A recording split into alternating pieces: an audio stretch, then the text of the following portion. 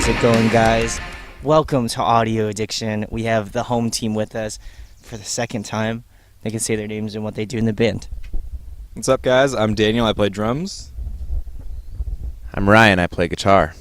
Awesome. So, obviously, for most people who know this channel, this is an interesting backdrop. This is actually my backyard, and they are hanging out for the day. But you guys have a new record coming out.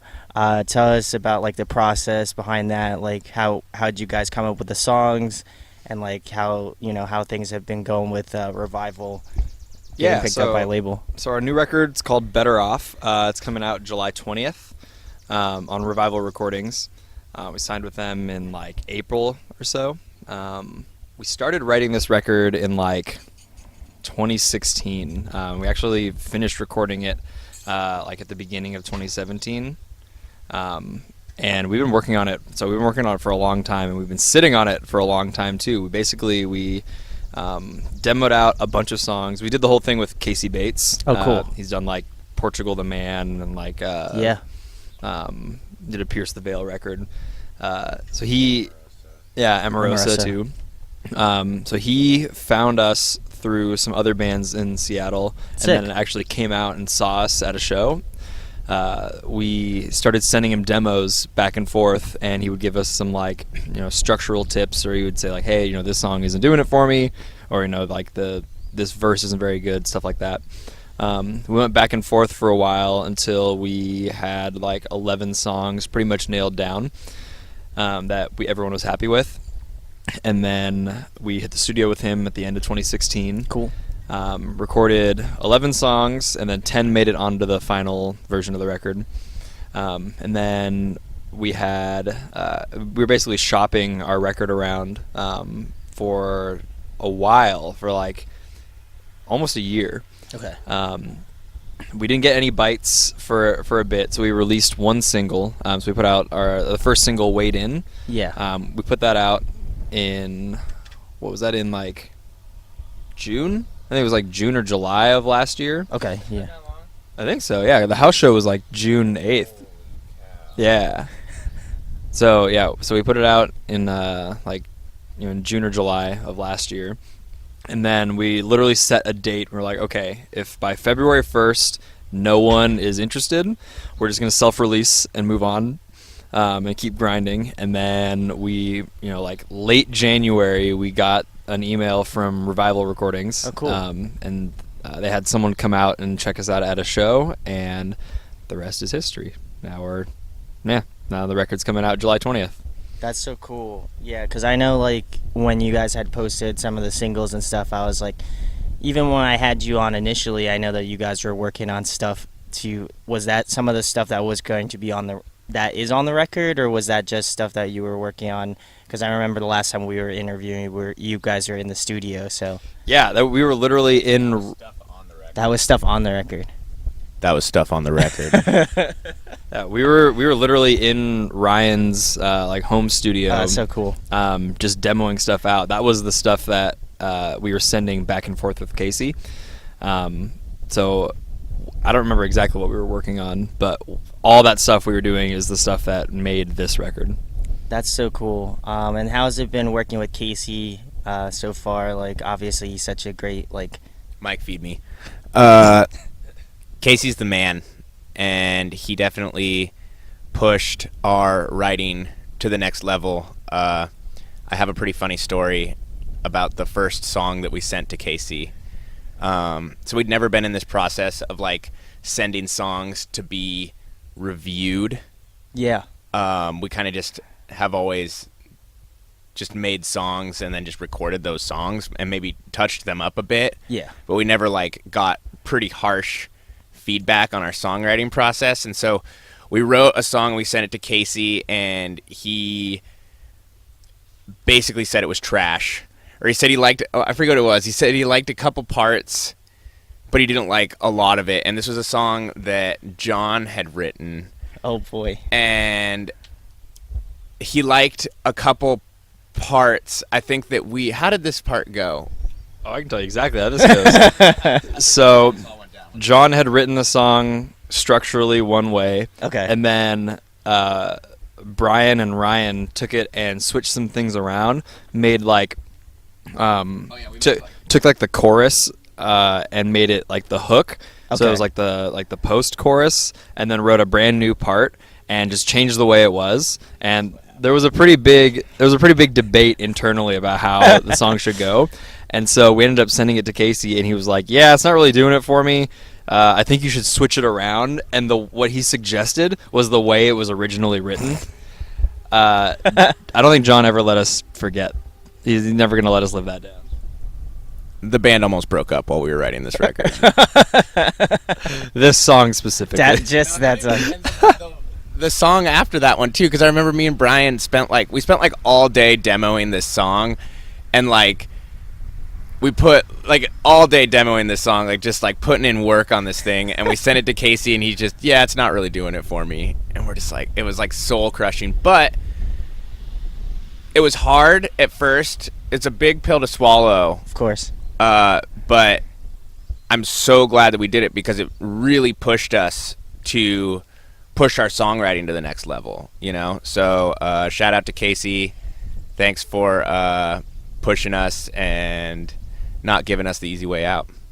Yeah, that was working with Casey was awesome, because it's the first time with our previous stuff, we would like write it and then go into the studio and record it, and the engineer, maybe heard an early demo like a couple weeks before, but this was the first time we ever like had an outside Somebody critique you. Exactly, like a totally unbiased opinion. It was like a year of just sending. Yeah, we sent songs back and forth for like a year. For That's like crazy. almost a year, before we actually went in and recorded everything. So it meant that when we like went into the studio, like I had every note of drums like planned out.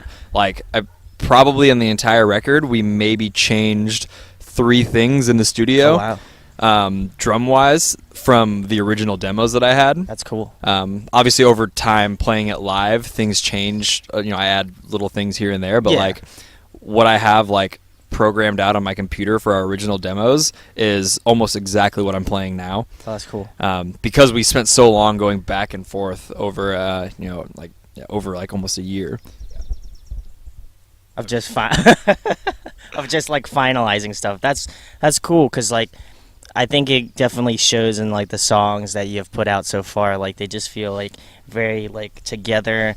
Like each one that I've listened to so far, which is all of them, are all like unique in terms of like style. And we were talking about this the other night, how some of your bands split up like writing stuff like that. Like Rob wrote a few tracks, like Brian wrote a track, stuff like that. So how do you like divvy up the liberties of like writing tracks, and do you guys like co-collaborate with each other on like tracks? I mean, everyone basically we kind of all write riffs separately. Okay. Like I didn't write any riffs on this record, but like for the demos for our next record, like I have 3 or 4 songs that are like sitting in a folder on our computer. Cool. That we're gonna like when it comes to demo time, we'll actually like sit down and analyze each one. But like, go for it. we guitar pro stuff out individually, and then kind of sometimes we'll sit down in the practice space and someone will be like, "Here, I have this song," and we'll kind of, if everyone's like vibing off of it, we'll all jam it out and make tweaks to it, and I have this idea type of thing, and then we'll go and pre-pro it, so like track it and then just do like MIDI drums or whatever, but track the guitars, and then that's when we send it off to Brian. Brian is usually not a part of this process until we send it to him for vocals, just because he lives far away and we usually are doing this without Brian. So then we send it to Brian, and he usually gives feedback and his opinion on how he needs it to be structured for his vocals. Yeah. And then we do that, and then we send it off to the chopping block, a.k.a. Casey, and pray that it makes it. That it makes it. And I think everybody, like I sent a couple songs that didn't make the cut. Like I think everybody had songs where everybody else was like, "Nah, man, we're just not feeling that song. And I think that that's one of the things that we grew a long ways making this record, is being able to not have an ego about your songs. Yeah, and, of course. like, I only have one song on this record. Daniel doesn't have any. Rob has 5. 3. John has 5. Damn. But we all had our part in the like, it's not like they wrote the song by themselves. Yeah, of they course. wrote the majority of the song, and we tweaked and added leads, and, like, you know, Brian wrote the leads on a lot of the record. Like Rob's songs, like, I know all of Rob's songs. Brian wrote the leads on Rob's songs. Oh, like, that's cool. So we kind of, like, we collaborated, you know, and nobody has, like, an ego, and even more so now after writing this record. But I feel like that's, like, pretty essential to the songwriting process, at least for us. That's cool. And I like that you guys kind of, like, I mean, obviously, I think that shows in, like, the songwriting that you guys have put out so far is just, like, it just feels very collaborative. And, like, every song has, like, okay, I know Ryan did that part, or, like, you know, it just has that sort of feel to it, which I dig. Also, I did notice that seeing you guys a couple nights ago, that Ryan does vocals. Are you going to be doing vocals in upcoming releases? I don't know. I might get a scream in here or there, but I'm mostly just backup vocals. I wouldn't say. I'd say that I'm just, like, assisting for live purposes and to add to the live show. I wouldn't necessarily say that I'm going to be, like, on recordings, you know. Maybe I do like the style of vocals that I base kind of my backup vocals on is definitely very Taking Back Sunday influenced. Yeah, and they do a lot of that back and forth stuff, like, on record too. You know, they have, I forget their names because I'm horrible, but Adam Lazara, yeah. Yeah, so Adam's the singer, right? The lead. Yeah. So he has, like, kind of the more, like, prettier voice, but then their guitar player, I forget his name. He's, like, kind of Fred. Yeah, I think it's Fred. Yeah, that's the new guy. Yeah. He does, like, a bunch of, like, screaming and stuff, kind of in the background, like, kind of makes it a little bit more, like, edgier. Yeah. And so I kind of try to take that into account with what I'm doing, because Brian definitely has the prettier voice. So I'm trying to, you know, give it some Get a little yin dirt to the in it. yang, you know what I mean? I got you. I mean, I think it would be cool just because I think I always felt like dual vocals, or, like, not even, like, to the extent of, like, you know, you guys, like, just counterbalance each other. I think it's just interesting to have, like, that dynamic, and I thought it was really cool seeing it live. Again, John wasn't there, so it's like, I mean, obviously John adds more, like, lead guitars and there's no vocals with him, but I think it would be cool to maybe consider it maybe for next release, I think. Yeah, and while we're in the studio, I mean, you get to mess around with all that stuff. Yeah. Because, you know, Brian is tracking, like, it's all, like, the drums all happen at once, and then after that, all the bass, and then all the guitar, and then all the vocals happen pretty much at once. So, like on the last actually on this record, I have one singing part because Brian couldn't go low enough, so I did a low harmony on something. Dang. Yep. That's sick. Yeah. I also think, like, so I had never done vocals before. Like, I've done, like, hardcore and metal vocals, obviously, like, just screaming. I've never done, like, clean vocals before also. So when we were making the record, I think my confidence level is a lot higher now than it was when we were making the record. But the way that I actually started doing vocals is we were in the van. I had just joined the band, I think. It was, like, my first tour with the band. I'd been in the band for, like, 2 or 3 months. And Brian was... Who was he going over vocal harmonies or parts with? That's right, our old bass player Dylan. He was going over vocal parts with our old bass player Dylan. And shortly after that, it started to become apparent that Dylan might no longer be in the band. Uh-huh. And I think we were driving in the van, and Brian, I think it came up that I could maybe sing a little bit, and so I started singing some parts. Brian's watching us right now. He's currently a I mute. can feel the condescending eye. Just kidding. And Brian, asked I just started singing in the van with some of the parts, and it was like, oh shit, I can like kind of sing a little bit. Like maybe we should try this. And that was my first like experience singing, and so I've definitely like refined that over the last couple years of touring. So. I think you gotta give yourself more credit. I thought you were really good at adding that like different vocals from Brian. I thought it was really interesting, and that's why I kind of brought it up, because I thought it was kind of an interesting dynamic, and I didn't know if you guys were kind of exploring that possibility in like future stuff. And then that kind of backs up that, you know, you guys have been sitting on this material for a little bit, so I'm excited for new material where Thanks, it's a little man. bit more fresh. But speaking about things that are recent, you guys are on tour with Drewsif, Stalin, and also Rest Repose. How's that been, and how has the reception been? Because the tour is kind of different in terms of like genres. So It's a weird tour for sure. We've had mixed reception, but I think overall, like, our attitude is if you put us in front of a crowd, we're just gonna rock our asses off, and we're pretty big on like having a very intense and high energy live performance, and I think a lot of people get into that, whether they're into pop punk or pop rock or not, you know. I think a lot of people vibe with it that wouldn't normally vibe with our style of music. We have a lot of, all of us come from like hardcore metal backgrounds. We play super high gain heads. Me and John are definitely like have a very kind of metal style of guitar playing. absolutely. So it's just high energy and intense. So I think it caters to this fan base pretty well, actually. It's kind of like the gateway. We're like the gateway from metal into pop punk, you know what I mean? So we've had good reception. Just like this airplane. Just like this airplane. Yeah, man, the tour's been a blast. We're super thankful that Rest Repose digs us, and you know they've all been homies for a long time. So we're just super thankful that they brought us out. But the tour has been the best tour we've done so far, for sure. Awesome. Last thing, guys.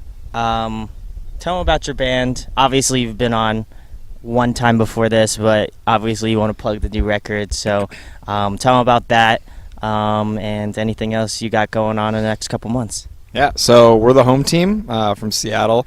We have a new record called Better Off coming out on Revival Recordings July 20th. We got like 3 or 4 singles out right now. They're on Spotify or on YouTube. You can pre-order the record at what I imagine will be the links below. Yes, it will. You're right. YouTube. Yeah, we've been working on this record for a long time, and we're super excited for everyone to be able to hear it. Awesome. Do you guys each have a favorite track? It doesn't even have to necessarily be one that's released so far, but like, what's your favorite track off the record? Ooh, I need to think about this. I think my favorite track is the track we just released. It's called Quiet. She's quiet. Brian just corrected me. Sorry, it was quiet in the demo. Brian's looking. Quick You can't see backstory. him. All the songs had demo names, and all the names changed when we put them on the record, but they had like stupid joking names. We should have kept that, honestly. And I still call all the songs. I literally don't know the new song names. Everyone gets mad at me for it, but I need my own set list that says the old names. The demo names. Yeah, because I don't know the new names of the songs. I get confused. My favorite song is Something to Hold On To. It's a song that we've been playing live for a little bit. Heavy Heart, formerly Heavy Heart. My favorite song is Something to Hold On To. I feel like that's kind of more like that's one of the songs for us. Like it's way more of like like an artistically satisfying song. It's a little bit softer and more laid back than what the rest of our material is, but that's like that's like the mature song that like the band. I feel like bands always have that song that they like that the crowd is into. Not saying the crowd isn't into this song, but I feel like every band, like most bands, don't like playing their like number one single. Oh, of I've course. heard, because they're like either they're sick and tired of it, or they're just like, that's not the best song. Why does everybody like this song? You know. They always like the song that kind of like sneaks under the radar, you know. Yeah, those underground tracks. Yeah. I feel you. So Awesome. Well, go check out the home team. Links in the description. Go pre-order their record. They really deserve it.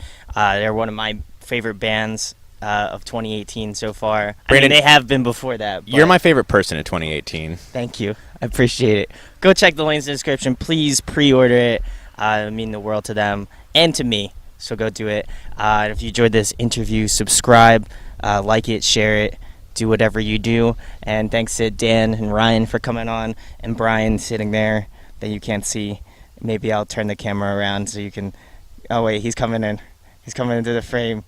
He has to be mute, so he's joining. The band's disbanding after this, so he's joining a mime cult. So anyway, guys, with that being said, talk to you later. See you later. Mime cult. Hey guys, hope you enjoyed the video. Thanks for watching, of course. If you enjoy what we do, make sure to go check out the other series we do. We do album reviews, we do band interviews, and we do live videos, so definitely go check that out. Hit that subscribe button. It really helps out our channel, helps us grow. Make sure to hit that like button as well. Go follow us on social media. That's all down below. We try to keep that as updated as possible. We also made a new website where we'll be posting photos of upcoming concerts and stuff like that, which you can go check out at audioaddictionmedia.com and come get your fix with us, guys. Talk to you later. Deuces.